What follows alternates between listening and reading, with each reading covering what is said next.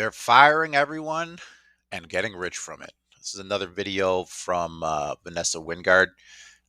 Literally just did another reaction to another one of her videos about big companies lying about the AI layoffs. There's a lot of misconception out there, guys. I mean, people think that an AI robot is coming in and replacing their role, like them specifically. It's not that. It's quite literally across the board. Mega corporation after mega corporation is restructuring how they do business. And for the everyday person working the 9 to 5, huge impacts, sometimes devastating. So we're trying our best to follow the story of like literally how humanity adopted AI, especially in Canada. We were one of the slowest adopters for the technology. In the States, Americans, we're looking at them right now. They're adopting technology, mega corporation after mega corporation, like crazies, to the point where they're laying off literally millions of people. So we're gonna get into it. We're gonna see a few people reacting to them losing jobs and seeing what they think of it. If you like this type of content, hit like and subscribe. I'm trying my best. I'm an AI agency owner. I literally build robots for a living. It was born out of my own need to survive in a job market that was difficult. So, part of that is sharing these stories and sharing a lot of this information with you guys on YouTube, so that you can see, like, even from my perspective, like, it's funny. It's like everyone's like, "Oh, I lost my job to AI." Get into AI, get into tech. Really important. And then you get there and you see how competitive it is. So, if I can help, one or two people start upskilling, get more skills in tech so they can harden their positions in life, great. Otherwise, stick around for the entertainment. After 10 years, I told you guys I was let go today after 20 years. Today, I was laid off at Amazon. And then I went to Amazon and I worked my literal ass off. I keep getting job offers that are extremely lowered Take wages them. due to them knowing people are desperate. I got laid off in May. It is now the end of October. Look at all these open tabs. The job hunt right now, you guys. It's impossible. If you got a job, just keep it, okay? Amazon recently announced their largest corporate layoff, cutting 14,000 employees, with executives hoping to eliminate 600,000 workers by 2033. When Amazon, the US's second largest employer, starts laying off employees, it gives cover to other CEOs. UPS announced 48,000 layoffs. Wow. YouTube is offering its employees voluntary exit packages. Chegg announced it was cutting 45% of its workforce. Target cut roughly 1,800 employees. GM cut roughly 1,700 employees. Meta, Rivian, Ford, the list goes on. And this is just for the month of October. It doesn't even cover the layoffs we've been experiencing throughout the year. But there's one layoff I want to highlight. Paramount. If you watched my previous video, I mentioned how David Ellison, son of tech billionaire Larry Ellison, had purchased Paramount, further growing his media empire. Despite this open letter David sent to Paramount employees after taking over the company, claiming, "You are the heart of this company," Paramount cut 1,000 employees, with that number expected to be 2,000 in coming weeks. If companies like Google and Amazon and Meta are making billions, why are they laying people off? Oh, that's easy. Greed. These billion we can look at corporations and say that they're greedy, and we can say that every day. Like, guys, we have to think of the corporation as an entity or a creature, and this creature has its own best interests in mind. And generally, those interests are born out of the stock price or the company's valuation, and that is determined by shareholder sentiment. Are they bullish? Are they bearish? So when you have a situation where an entity is incentivized to promote shareholder value, and that same entity is paying human beings for a certain level of output for production, but then looks literally right beside those humans and sees another way to achieve the same production faster and cheaper, that entity is going to choose the more efficient pathway. We just have to accept it. Like all this, like, oh, corporate greed, corporate greed. I'm gonna tell you right now, I worked a lot of 9 to 5s in my life. And you think that way when you're working a 9 to 5. As soon as you start your own business, that corporate greed becomes your ticket to survival. Like you're able to put together operations and contract work for businesses, get paid, navigate taxes in a strong way, write off expenses, like all the stuff that these corporations are doing, you get to do it as a small business owner. So we're entering a world now where having a job, it's almost risky. Like it's literally almost a risk to rely on simply on a single job. You should have your own business or at least multiple streams of income where you can hedge your bets. And you're looking at a guy who's been fired. I've been fired maybe like 4 or 5 times. So, when you get to the fourth or fifth time, you're like, hey, Alex, you're just an asshole. No one wants you to work with them, sort of figure things out on your own. I get it. And then you do. And then you start to gain the advantages of having your own business. So, most of the world's not going to do that, though. Most of the people in the world, they need their 9 to 5s. They need to rely on something sustainable. But this corporate greed is basically an entity that is taking advantage of the most opportunities that it has before them. It's just taking advantage of what's already available to them system, whether it be loopholes, outsourcing, whatever it's doing, it's trying to survive in this new environment. And all companies are doing this, guys. So we have to pay attention. Billionaires don't care about us. They only care about No, they don't. showing growth to Wall Street every 3 months. Yes, they do. Remember when property developer Tim Gurner said that unemployment needed to rise 40-50% to put us workers back in our place? And we need to see that change. We need to see unemployment rise. Unemployment has to jump 40-50%, in my view. We need to see pain in the economy. We need to remind people that they work for the employer, not the other way around. There's been a systematic change where employees feel the employer is extremely lucky to have them. It's a dynamic that has to change. We've got to kill that attitude, and that has to come through hurting the economy, which is what the whole global, the world is trying to do. The governments around the world are trying to increase unemployment. What isn't discussed enough. So I'll tell you right now, that guy sounds like he's like evil corporate guy. Like, holy fuck. Who says that? I mean, I'm a strong proponent of pain. You need to feel pain in order to evolve, in order to grow, in order to be stronger.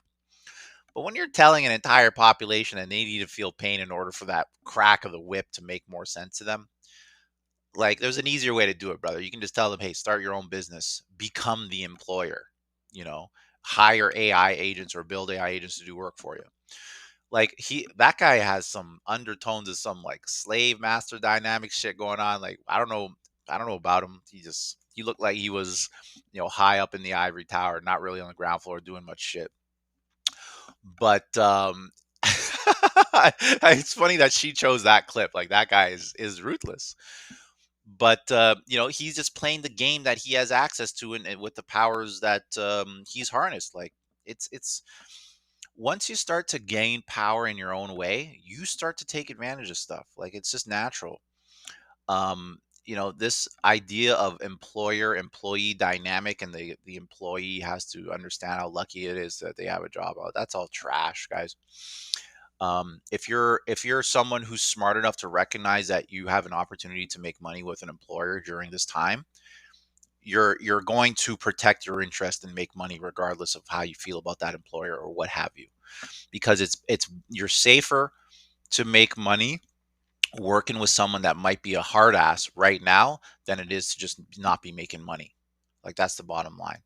Now, I will say that the expectations that employees should have of their employers to make sure that they're living a happy life, that needs to come down. Like, that needs to come down, because companies are finding more and more ways to do work without necessarily having to hire people. And we got to understand that. So if you're looking at, the corporate greed, hiring landscape, like, all these powers, they're being so unfair and so they don't have to hire you. They can do whatever they want. Just because a business exists doesn't mean it has to hire you. Really take that in.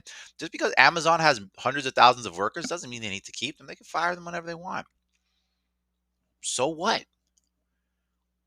Hate Amazon. Don't order from Amazon. Do something else. It's like we're getting upset because these companies are making the choices that they have access to. Companies do not care about humans. They care about shareholders. Is the shadow layoff system. More companies are hiring part-time and contract workers as a means to cut costs. This means for the workers, no retirement plans, no healthcare benefits, and no severance package. Yep. The WARN Act doesn't require corporations in every state to report part-time or contract workers as part of their layoffs. This is why the layoff numbers might seem low, but if we account for all employment type, we've actually seen 13.8 million layoffs from January to August of this year. Laying off contractors or conducting performance-based exits doesn't make headlines, but accounts for up to 30% of this year's job losses. Amazon claims that they're laying off employees in an effort to operate like the world's largest startup. They claim they need to increase their efficiency. Yet in 2024, they generated $638 billion.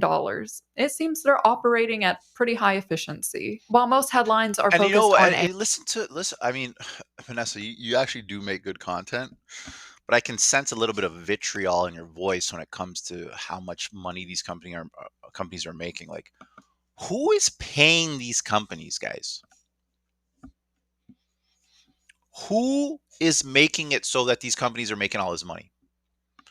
Like, if you're someone who can complain so readily about how much money Amazon is making, and you've even ordered like a box of Kleenex from Amazon, you're a hypocrite.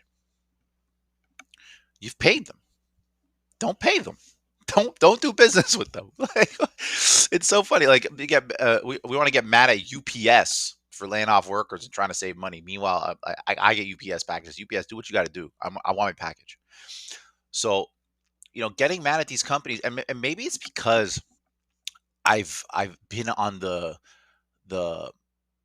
firing, and like I've been fired so many times to know it's like it's part of the program, guys. It's part of the program of survival. You got to figure it out. And if you're someone who gets fired a lot, you're probably a good business owner. But we can't blame these companies for making all this money, because half the time we have our Amazon Primes going and delivering same day. AI, Amazon has been building an army of robots. A leaked internal document shows executives hoping they can eliminate 600,000 roles by using robots. And they know how bad this sounds. That's why also in the document, they discussed replacing words like automation, AI, and robot with the term advanced technology. But here's the dystopian reality. Back in June, Amazon CEO Andy Jassy addressed all the employees about AI and automation. We have strong conviction that AI agents will change how we work. There will be billions of these agents. We will need fewer people doing some of the jobs that are being done today. The key word here is will. He's not saying AI agents are currently good enough to replace human workers. He's saying they will be, maybe in the future. Probably in 2025, we at Meta, as well as the other companies that are basically working on this, are going to have an AI that can effectively be a sort of mid-level engineer that you have at your company that can write code. And then over time, we'll get to the point where a lot of the code in our apps, and including the AI that we generate, is actually going to be built by AI engineers instead of people engineers. Again, the key word. And I tell you right now, like I have code put together by AI agents probably every day. And like, guys, if you're not taking advantage of this stuff, then what the fuck are you doing? Like, it's literally free to have these AI agents start coding stuff for you. So, it's so funny. You get people who get mad. Oh, you're an AI person. You're taking advantage of people who aren't using AI. So pick it up. Start using it. Man, it's so funny. I've going from someone who can't hold down a 9 to 5 to being a business owner who achieves success. It's like I'm looking at all these people who are successfully holding down a 9 to 5 and then losing their jobs. It's like, guys, you have to do better. You can't look at these companies as something that you can rely on for your life. These companies do not care about you. They don't care about me.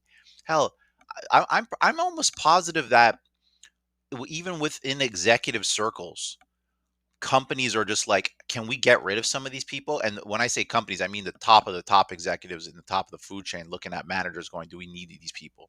So it's very, very important to understand that, like, a lot of these AI decisions are coming from the very, very top, and the incentives for those people are to increase shareholder value, not to make sure that your rent is paid.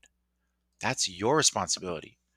And if you feel like that's getting a bit difficult because you're working a 9 to 5 that might not be sustainable, start a business, guys. Look at Vanessa. Let's just take Vanessa for example. Vanessa is quite literally surviving in her own way because she's got 127,000 subscribers. She probably makes a nice chunk of change every month from these YouTube videos. Lesson to be learned is do what she's doing. Start doing YouTube. Hell, we do YouTube to increase our visibility in large language models. Like, it's funny because we're getting more and more subscribers, but YouTube is generating enough income where if you get a small piece of that pie, you'd be able to fend for yourself and pay for your own life. So it's important that we just don't think like, oh, these companies owe us a 9 to 5. They owe us benefits. They don't owe us shit. How do I know that? Because I've been fired so many times.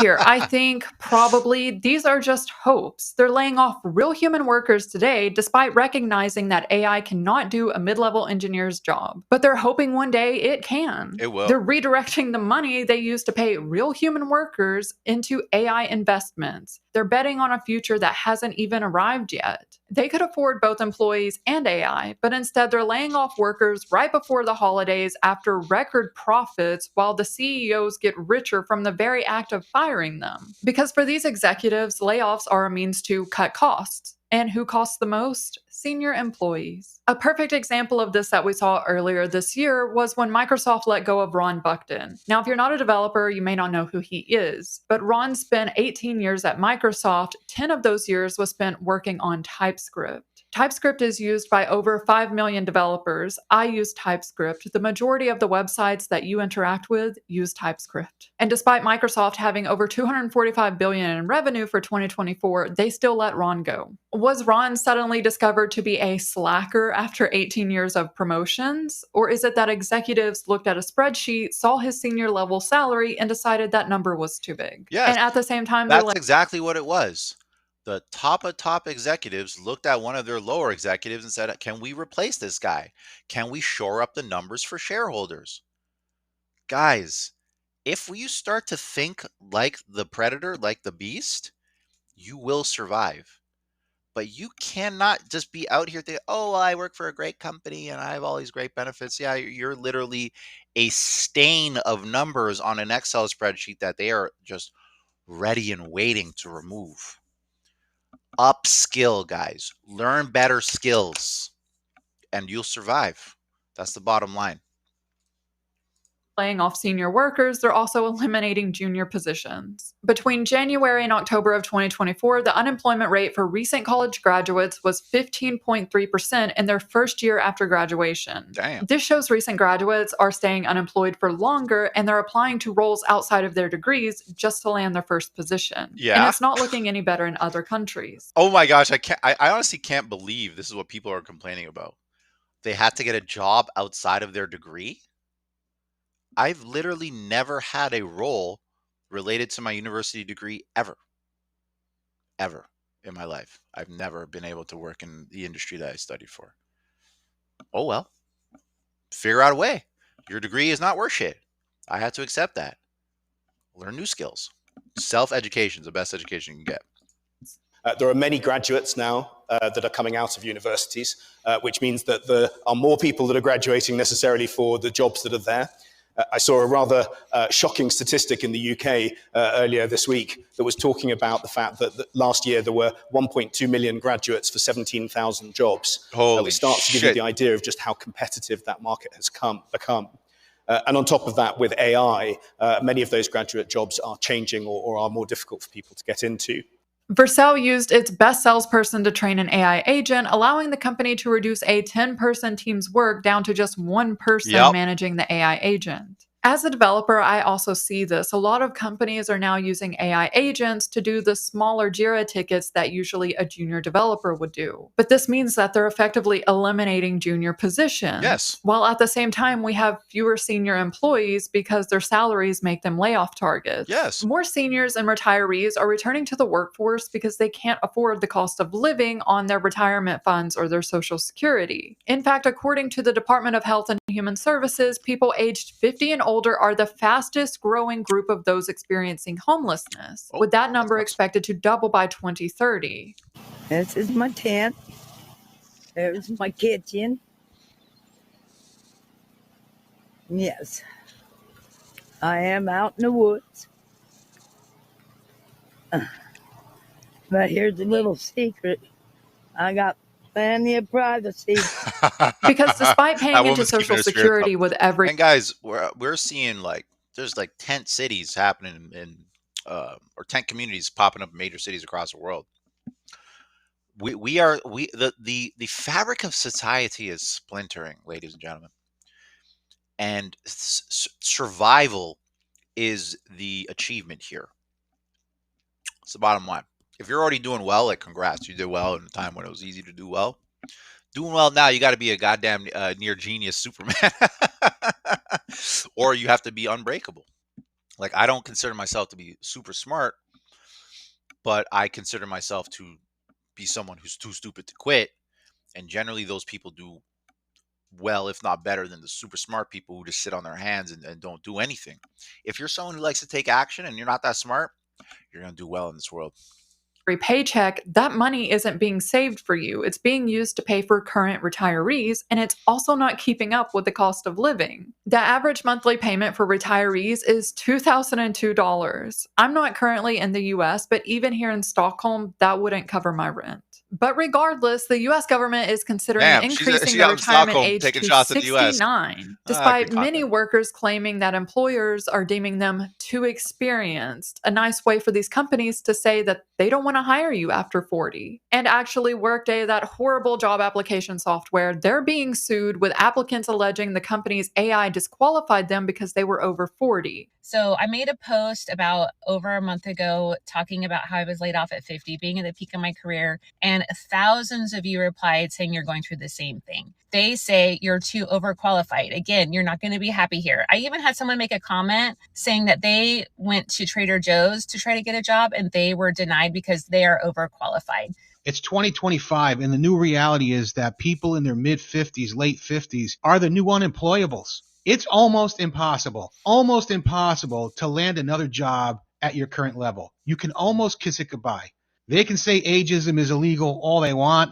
They can make believe that it's kumbaya and we love everybody and we're all equal. And no, it doesn't work like that. If that's the case. And you know what's funny, guys? Like, people, like older people are getting cut out.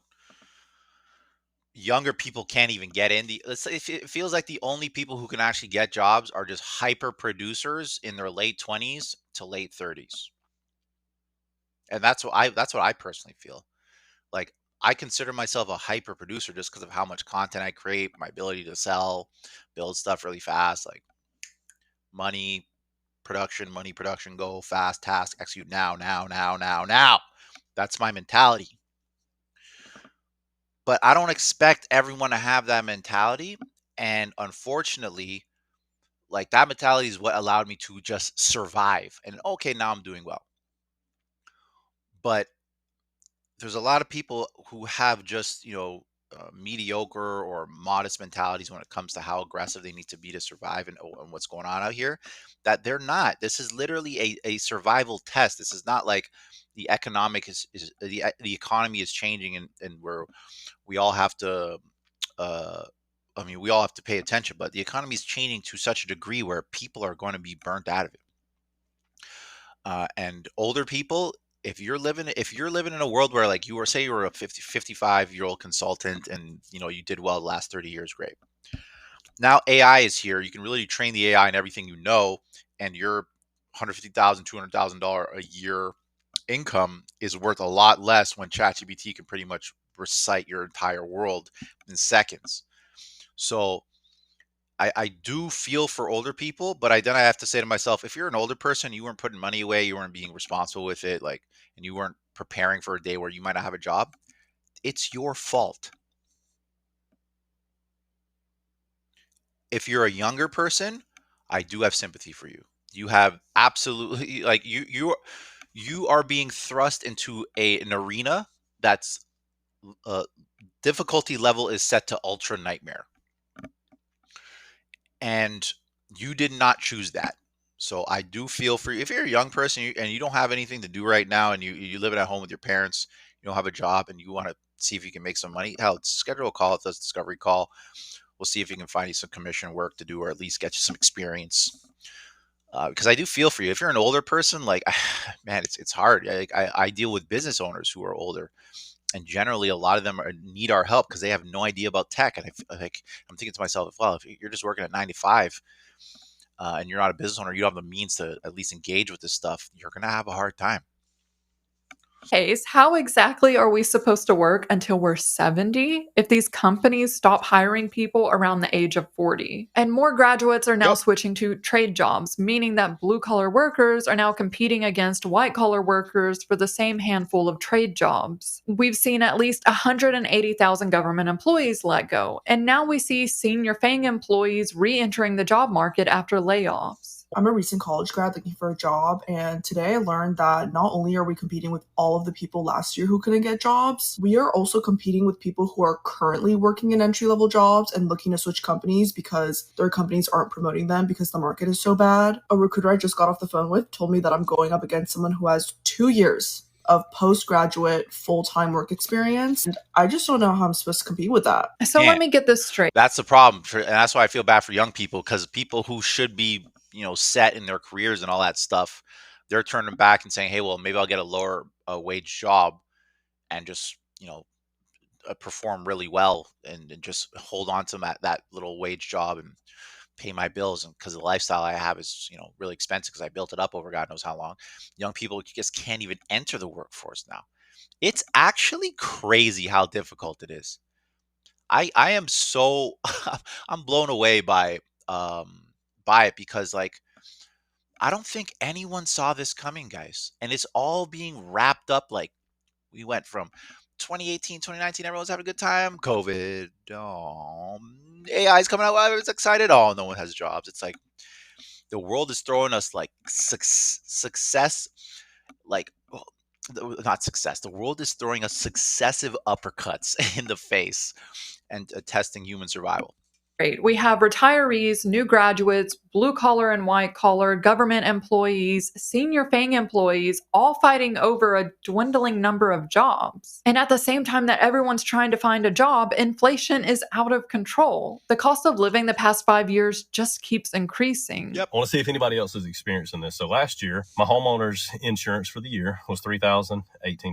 Year before that, it was $2,600. Year before that, $2,200. Year before that, $2,100. I've owned this house for 4 years. This year, my homeowner's insurance is over $6,000. No claims in the last 4 years. I've never had a claim against the house I'm living in now. But my insurance just doubled.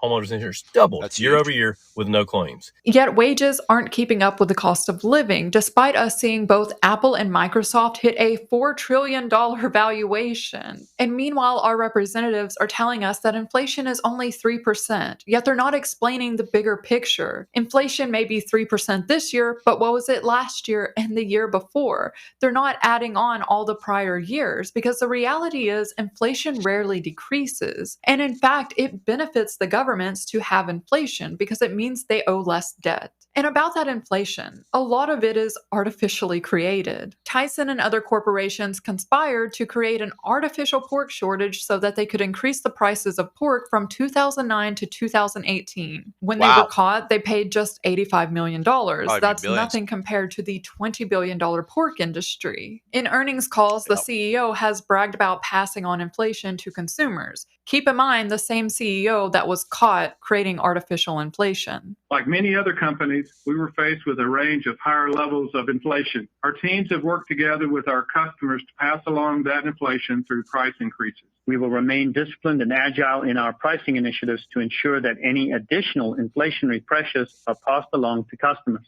We'd like to think that we have relationships with customers that allow us to be able to take to them inflation that we see in the marketplace and be able to pass that on ultimately to the consumer.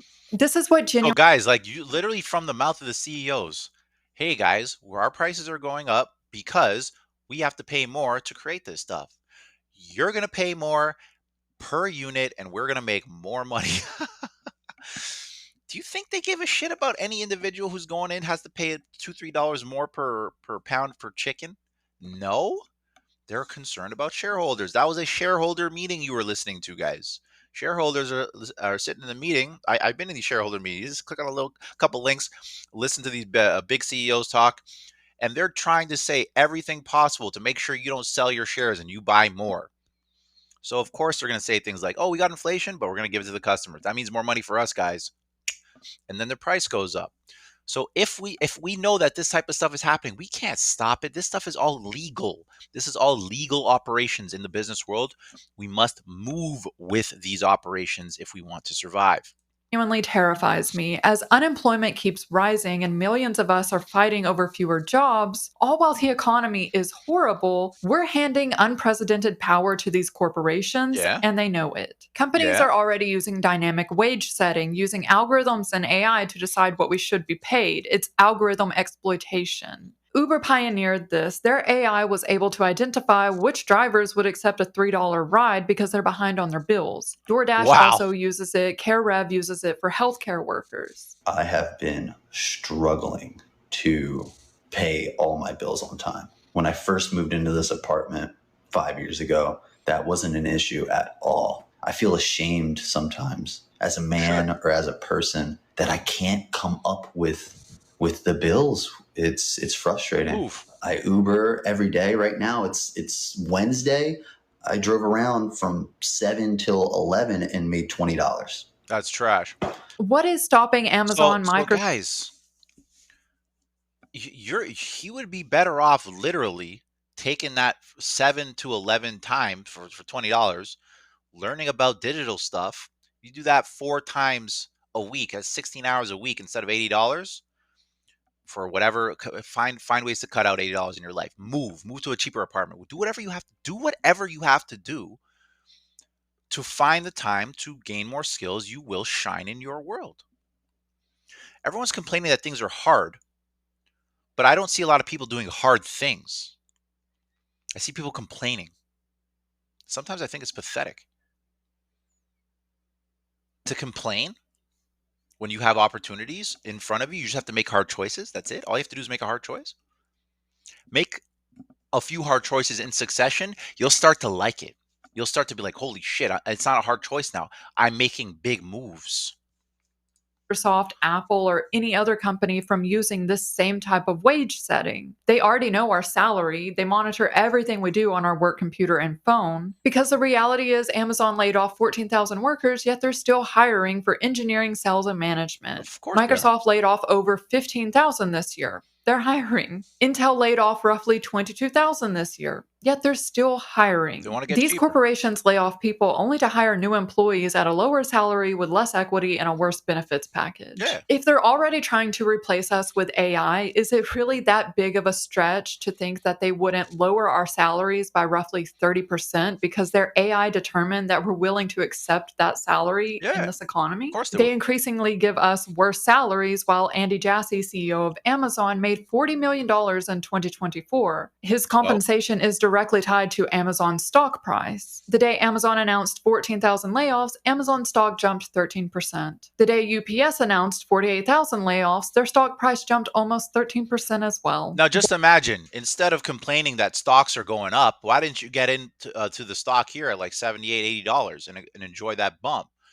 Why don't you get in here around 220, 225, enjoy that boost? Guys, invest in these companies. They're killing it. Like seriously, we have. Man, I the more I do these YouTube videos, the more I think to myself, there's 2 groups of people out here: the people who are doing this stuff, getting involved, buying stocks, looking at what the big players are doing, try to move with them, and then there's everyone else. If you're on YouTube and you feel like you're in the latter group, it's time for you to change.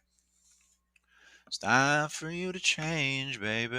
Almost 13% as well. Wall Street literally rewards human suffering. And some of you may own Amazon stock because actually stock ownership in the US is at a record high. 62% of Americans own stock. But when we dig deeper, we see that the top 10% own 93% of all stocks. They want us to believe that this is about the future and innovation when they're literally just giving us a solution to a problem that they created. They're laying off real human workers today, investing that money into their dream of AI replacing all of us in the future. So guys, what's the takeaway here? What's the takeaway? Let's find some of these big faces. Do you think Jeff Bezos gives a shit about any of his workers, guys? Any individual worker on an individual scale? Do you think this guy gives a shit? This guy used to be by himself making Amazon. Like let me just see if we can find it. Jeff Bezos, old school Amazon picture or whatever. I don't fucking know. Let's see. Like, look at this guy. Look at this. Look at what Jeff Bezos used to be, guys. Now, look at him. Look at this. Look at that. That's what Amazon used to be, guys. Okay? So if Amazon went from this to the actual, like, real monstrosity it is today, do you think he is going to give a shit about any of the... He doesn't even know the names or faces probably of a lot of his executives. So for us to think that this guy who was literally just like you and me, trying to get things done at a little shit computer in a little shit office where no one gives a shit about him, and then he makes it to the top of the food chain in the world, he's got no mind. Oh, I got to help my workers. No, he doesn't. He's got to help the shareholders who got him from here to here. Look at this guy now. He is literally, he's transformed. Look at this. 37 years. I'm 37. This is, let me come back to 59 looking like Jeff. Okay, so I really have to stress, guys, that these people who are in power, the Bezoses, Elon Musks, the Sam Altmans, guys running Microsoft, all these, they don't care about us like you think that they should. Move in the direction they move. Technology, AI, stocks. You're going to see how your life changes. Maybe don't be so paying so much attention to ordering out Uber or going out, try to save a couple bucks every month so you can throw it into the stock machine. I'm telling you, if we start to pay attention to what these guys are doing and move with them, in tandem with them, you're going to start to see money, and you're going to start to think to yourself, you know what? Maybe I should take a little bit different perspective than trying to blame all these super greedy guys and start to really just, maybe move in line with them, see what I can do. Anyways, this was not, I can tell you right now, I'm probably going to get some dislikes and some comments, but leave them. We want to hear all about it. We're going to do a big roundup at the end of the year of all the comments we get. If you like this type of conversation, you think you gained any value from this, you think you got some motivation to get into tech yourself, leave us a like, leave us a comment, let us know what you think. But I really do believe that unless we all start to come together, not even come together, you don't need to work with anyone else. You can sit down on your computer and start to think like this and start to see achievements. So it's really important. Look at this guy. Look at, what is that? Even Zuckerberg is getting his muscles on. That's what happens. You get super rich, you get billions, and you go get muscles. I'm telling you, if you got muscles now, it's easier to get rich. So, if you like this type of conversation, like and subscribe. If you don't, hit the dislike and leave us a comment. But I'm really looking forward to Vanessa. She got some great content. We're going to do some more with her. But I really enjoy the conversation here. It's exciting. It's spicy. It's just so fascinating to watch humanity evolve through the technological lens. And I look forward to everyone sort of picking up their bootstraps and pulling up their socks for what's coming next, because it's going to get hard, guys. Looking forward to the next one. Bye now.